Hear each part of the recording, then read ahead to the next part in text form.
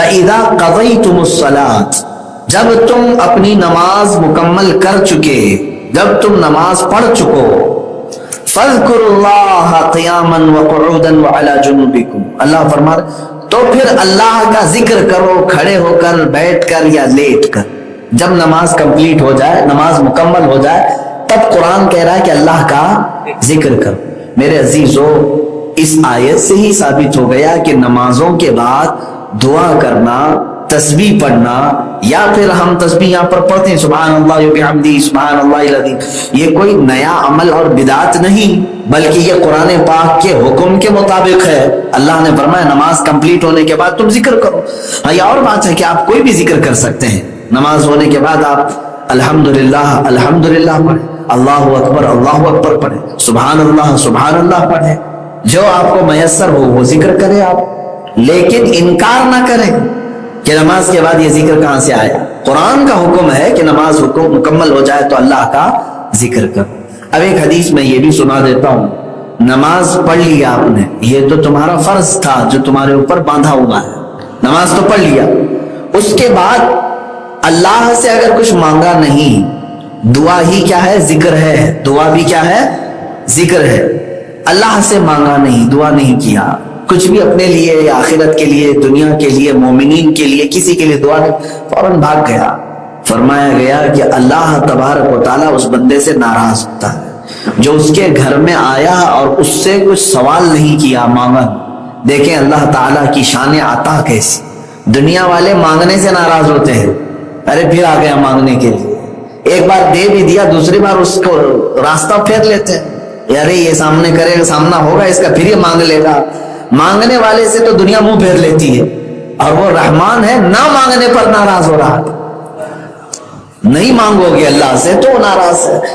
فرمائے گا کہ اللہ تعالیٰ ناراض ہوتا ہے اس بات پر کہ اس بندے کو اب میری حاجت نہیں رہ گئی، یہ بندہ اب میرا محتاج نہیں ہے جو مجھ سے سوال نہیں کرتا۔ اسی لیے بزرگوں نے فرمایا کم از کم مسجد سے نکلنے سے پہلے اتنا تو کہہ جاؤ، ربنا آتنا فی الدنیا حسنہ وفی الآخرۃ حسنہ وقنا عذاب النار۔ تین چیزوں کو اس میں مانگ لیتے ہو تم، اے ہمارے رب دنیا میں جو اچھائیاں ہیں وہ عطا کر دے، آخرت میں جو اچھائیاں ہیں وہ عطا کر دے، اور جہنم کے عذاب سے مجھے بچا دے۔ بس اتنا تو کہہ کے جا سکتے ہو، یہ تمہارا سوال ہے اللہ کی بارگاہ میں، اور اسی کو ذکر کہا گیا ہے۔ یہ کیا ہے؟ الدعاء هو الذکر، دعا ہی ذکر ہے۔ بہرحال اب یہاں پر اللہ تبارک و تعالیٰ نے فرمایا پھر جب تم مطمئن ہو جاؤ تو نماز قائم کرو۔ بے شک نماز مومنین پر وقت باندھا ہوا فرض ہے۔ وقت باندھا ہوا فرض یہاں پر کیوں کہا گیا؟ وقت باندھا ہوا فرض ہے، اس کا مطلب ہے کہ ایسا نہیں ہے کہ تمہارے اوپر 5 نمازیں فرض کیا ہے اللہ نے، 1 گھنٹے میں پوری 5 نمازیں پڑھ کے چلے گئے اور پھر پورا دن چھٹی ہو گئی، ایسا تو نہیں، بلکہ ہر نماز کا ایک وقت متعین ہے، اسی وقت میں وہ نماز پڑھو گے تو ادا ہوگی۔ آپ ایسا تو نہیں کرتے نا، دن بھر کا کھانا صبح کھا کر کے نکل جاتے ہو، ناشتہ بھی، دوپہر کا بھی، رات کا بھی، اور اگر لمبا جانا ہے تو کل کا بھی کھا کے نکل، ایسا تو نہیں ہے۔ اپنے اپنے اوقات پر جب آپ کی ضرورت ہے اسی اعتبار سے آپ کھاتے ہیں۔ ایسا بھی تو آپ زندگی میں نہیں کرتے آگے میرا 4 دن کا سفر ہے، آج ہی پورا سو لیتا ہوں باقی 3 دن جاؤں، سو بھی لوگے تو پھر بھی اپنے وقت پر نیند آنی ہے۔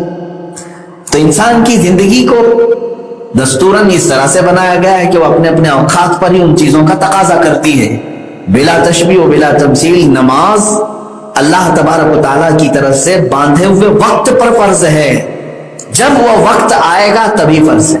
مثال کے طور پر ابھی آپ کے اوپر فجر کی نماز فرض نہیں، آپ یہ نہیں سمجھ لینا کہ آپ یہاں سے فجر کی چھٹی دے دی، ابھی فرض نہیں آپ کے اوپر۔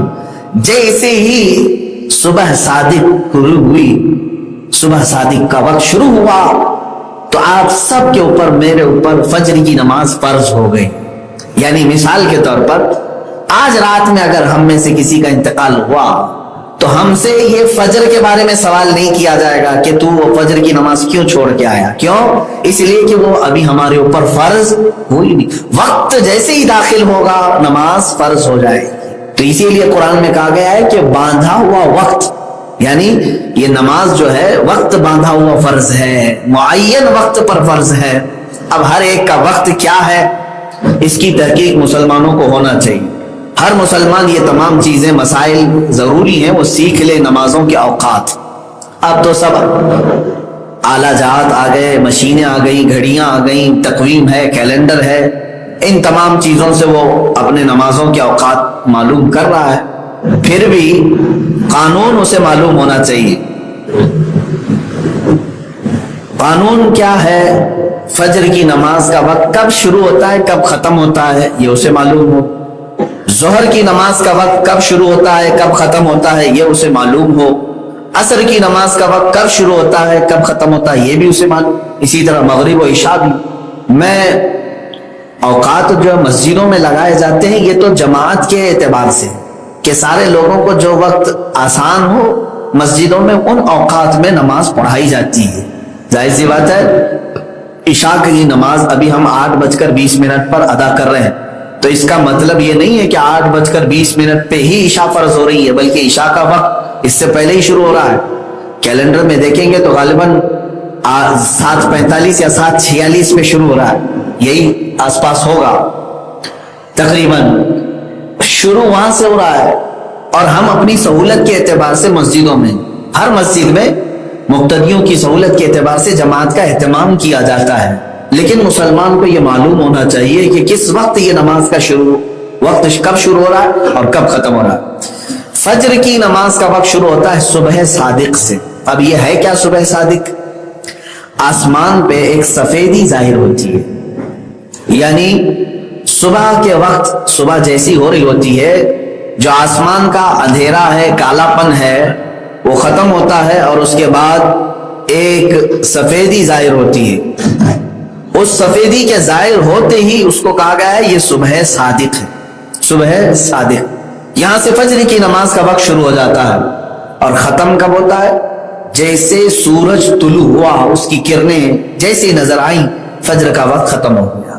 اب آپ کو اس زمانے کی سہولت کے اعتبار سے کیلنڈر یا تقویم بنا دی گئی ہیں اور اس میں ٹائم ٹیبل لکھ دیا جاتا ہے. پھر بھی اگر یہ کیلنڈر نہ ہو تقویم نہ ہو تو ظاہر سی بات ہے اسلام کیلنڈر اور تقویم سے نہیں بلکہ فارمولے ہیں, قوانین ہیں, ان قوانین پر چلتا ہے. ظہر کا وقت کب؟ ظہر کا وقت شروع ہوتا ہے سورج ڈھلنے کے بعد جس کو کہتے ہیں زوال آفتاب. زوال کا ایک ٹائم ہوتا ہے یعنی بیچوں بیچ وقت جو ہوگا دن کا وہ ڈھل جانے کے بعد ظہر کا وقت شروع ہوتا ہے. اب اس کو بیچوں بیچ کیسے آپ سمجھیں گے؟ جیسے مثال کے طور پر آج سورج صبح 7 بجے طلوع ہو گیا فار ایگزامپل بولو. ویسے تو سورج کی طلوع ہونے کا ٹائم الگ ہوگا. 7 بجے اگر سورج نکلا اور شام میں 6 بجے سورج ڈوب گیا, کل دن کے کتنے گھنٹے ہوئے ہیں؟ کتنے گھنٹے ہوئے؟ 11 گھنٹے کا دن ہوا. صبح 7 بجے سے لے کر شام کے 6 بجے تک 11 گھنٹے کا دن ہوا. 11 کا برابر آدھا کریں گے کتنا ہوتا ہے؟ 5.5 گھنٹے. 11 کا آدھا کتنا ہوتا ہے؟ 5.5. تو 7 بجے سے لے کر 5.5 گھنٹے آپ گن لیجئے. 8 9 10 11 12 12.5. تو 12.5 کیا ہو گیا؟ برابر دن کا آدھا ہو گیا, یعنی 5.5 گھنٹے برابر. تو دن کا جو بالکل نصف ہے, آدھا ہے, یہاں سے زوال شروع ہوتا ہے. یہ کیا کہتے ہیں اس کو؟ سورج ڈھلنے کا وقت. بالکل نصف النہار یعنی بالکل سورج درمیان میں آ گیا, دن کا برابر آدھا, مڈ ڈے جس کو کہتے ہیں. اب یہاں زوال شروع ہوا. زوال کے اوقات الگ الگ معین ہے, کبھی وہ 20 منٹ کا, کبھی اس سے آگے پیچھے کا, کم کا. یہ وقت جیسے ہی ختم ہوا تو فوراً ظہر کا وقت شروع ہو جاتا ہے. ظہر کا وقت کب تک رہتا ہے؟ ظاہر سی بات ہے آپ تو یہی کہیں گے عصر شروع ہونے سے پہلے. عصر شروع ہونے سے پہلے. عصر شروع کب ہوتی ہے تب پھر جواب دینا پڑے گا. اس کا ایک طریقہ ہے کہ سورج کی دھوپ میں آپ اگر کوئی ایک لکڑی یا چھوٹی سی کاڑی رکھیں اور اس کا سایہ دیکھیں کتنا پڑ رہا ہے. 4 انچ کی ایک لکڑی لیا آپ نے, 6 انچ کی لیا آپ نے, کوئی بھی لے لیں, 4 انچ کی ہو یا 6 انچ کی ہو, جتنی بھی لے لیں. جب زمین پر آپ نے اس کو رکھا تو اس کا سایہ دیکھا کتنا ہو رہا ہے. سایہ اس کا اگر اس کے برابر ہے, بالکل برابر, یعنی آپ جہاں تک اس کا سایہ جا رہا مارک کر کے رکھ لیں, پھر لکڑی سے آپ اس کو ناپ لیں یہ کتنا سایہ ہو گیا ہے. 4 انچ کا سایہ اگر 8 انچ ہو گیا ہے, 4 انچ کا سایہ اگر 12 انچ ہو گیا ہے, یہ دیکھنا ہے آپ. تو اب یہاں اختلاف ہے امام شافعی کا اور ہمارے امام اعظم ابو حنیفہ کا. اس کا اصلی سایہ تو 4 انچ کا رہے گا. اصلی سایہ کتنا ہے؟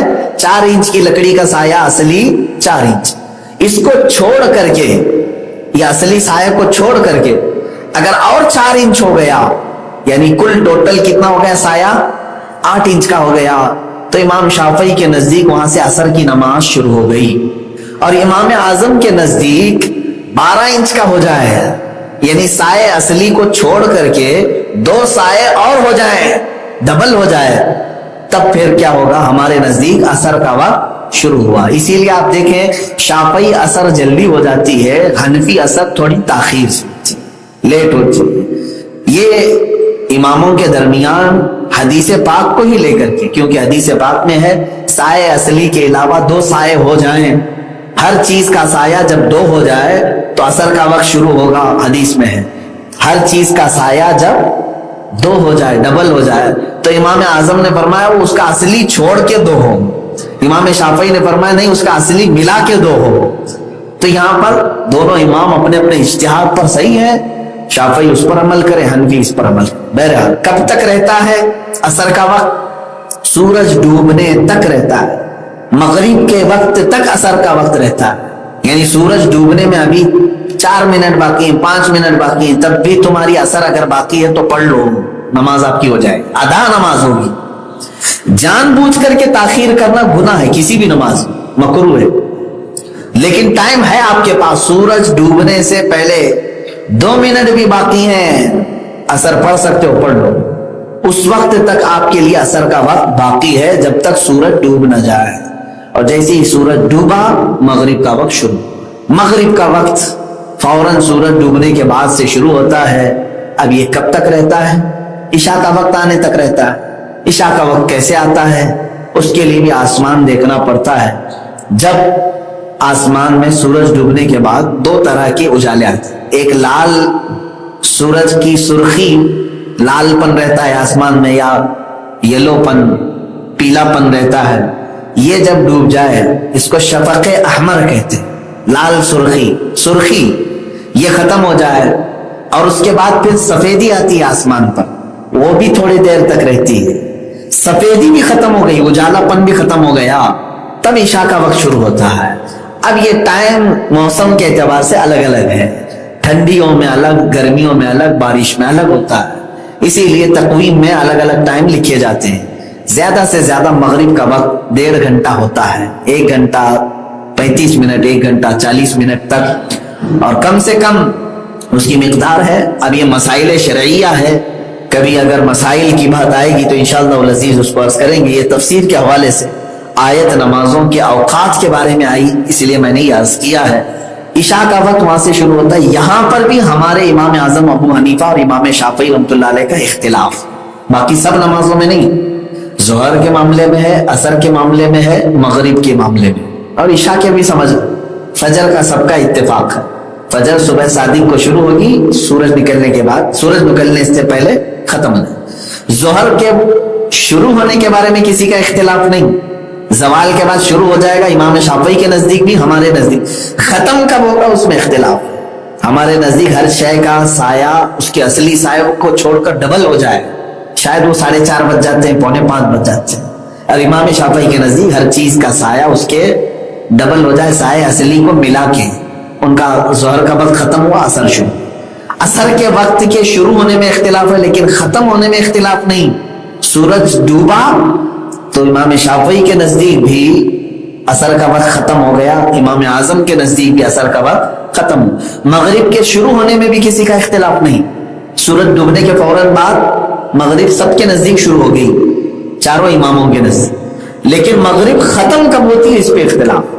یہ جو لال پن رہے گا آسمان کے اندر، اس کو شفق احمر کہتے ہیں، یہ غائب ہو گیا تو امام شافعی کے نزدیک مغرب کا وقت ختم ہو گیا. ان کے یہاں مغرب کا وقت بہت شارٹ ہوتا ہے، بہت شارٹ ہے.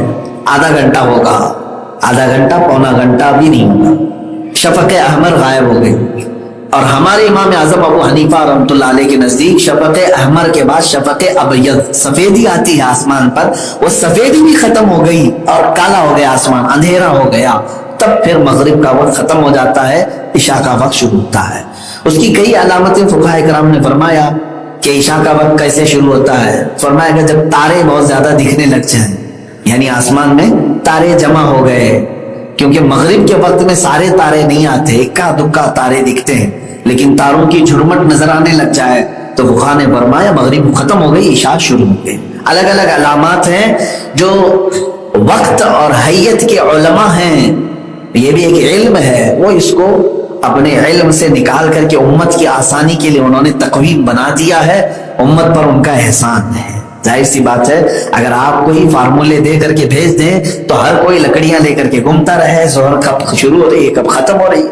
علماء کا اس بات پر احسان ہے کہ انہوں نے پورے سال بھر کے اوقات نکال کر کے رکھ دیا. اب آپ یہ پوچھیں گے وہ علماء کو کیسے معلوم کہ روز سورج کب نکل رہا ہے کب ڈوب رہا ہے؟ میرے عزیزو، نظام قدرت پورا اپنے وقت کے ساتھ چل رہا ہے، وقت کے ساتھ چل رہا ہے. ہر شہر کو دیکھا جائے گا، یہ ایک علم ہے، علم حیت اور علم توقیت. علم توقیت میں یہ دیکھا جاتا ہے شہر سطح سمندر سے کتنی اوپری پر ہے. یہ ایک علم ہے، وہ تو آپ کو کمپیوٹر میں بھی مل جائے گا، انٹرنیٹ میں بھی مل جائے گا کہ لینتھ شہر کی دیکھی جائے، لیٹیٹیوڈ اس کو کہا جاتا ہے. اور پھر اس طول البلد، اس کو عربی میں کہتے ہیں عرض البلد، شہر کی چوڑائی اور لمبائی کتنی ہے اور یہ سطح سمندر سے کتنی اوپر پر ہے، سمندر کی سطح سے کتنے اوپر پر آتا ہے. یہ جب معلوم ہو جاتا ہے تو پھر اس کا حساب لگایا جاتا ہے کہ اس شہر میں سورج کب نکلے گا کب ڈوبے گا، وہ پورے سال بھر کا متعین ہو جاتا ہے. اب وہ کیلنڈر بنا کر تمہارے پاس رکھا جاتا ہے. اسی لیے تو آج کوئی سورج دیکھ کر کے افطار کرتا کہاں ہے؟ کارڈ دیکھ کر کے افطار کرتے ہیں، کارڈ دیکھتے ہیں یا پھر بانگی صاحب کی آواز پہ افطار کرتے ہیں سارے لوگ. ظاہر سی بات ہے ہر ایک کا اس طرح سے فارمولے پر عمل کرنا مشکل ہے. آپ سارے لوگ سورج کو دیکھیں، ہو سکتا ہے کبھی کنفیوز ہو جائے، لگے کہ سورج ڈوب گیا لیکن ڈوبا ہی نہیں تھا، ابھی روزہ ٹوٹ جائے گا اگر سورج ڈوبنے سے پہلے افطار کر لیا. ایسا ہوتا ہے. تو اس لیے علماء کرام نے یہ علم توقیت کے حساب سے تقویم بنا دیا، کیلنڈر بنا دیا. تو آپ سب مسلمانوں پر بھی یہ ضروری ہے کہ وہ اپنے نمازوں کے اوقات، اپنے روزے سحری کے اوقات ان تقویموں سے برابر کر لیں. کبھی ایسا ہوتا ہے کہ فجر میں آپ غفلت میں رہ گئے، سوئے اور اچانک اٹھے، نماز ہو چکی تھی، مسجد میں جماعت ہو گئی تھی، اب آپ کو معلوم نہیں ہے، جماعت چھوڑتے ہی آدمی یہ سمجھتا ہے شاید میری نماز قضا ہو گئی. ایسا نہیں، سورج کب نکل رہا ہے یہ معلوم ہونا چاہیے. جماعت تو 6:35 کی ہو گئی، آج مثال کے طور پر 6:35 پہ نماز کھڑی، جماعت قائم اور 45 پہ ختم ہو گئی. آپ اٹھے تو یہاں سلام ہو رہا تھا، آپ نے سوچا میری نماز گئی. نماز نہیں گئی، جماعت گئی ہے، جماعت چھوٹی ہے. نماز کے لیے ابھی آپ کے پاس 20-25 منٹ باقی ہے. سورج اگر آج 7:10 پر طلوع ہو رہا ہے تو اگر آپ 5 منٹ پہلے بھی اٹھے تھے تو آپ کے لیے فرض ہے کہ آپ وہ نماز پوری کر لو، اور آپ کا گناہ نہیں ہوگا. آپ کی نماز قبول ہوگی، ادا ہی مانی جائے گی، یہ نہیں کہ قضا کیا. جماعت چھوٹ جانا الگ ہے، نماز کا چھوٹنا الگ.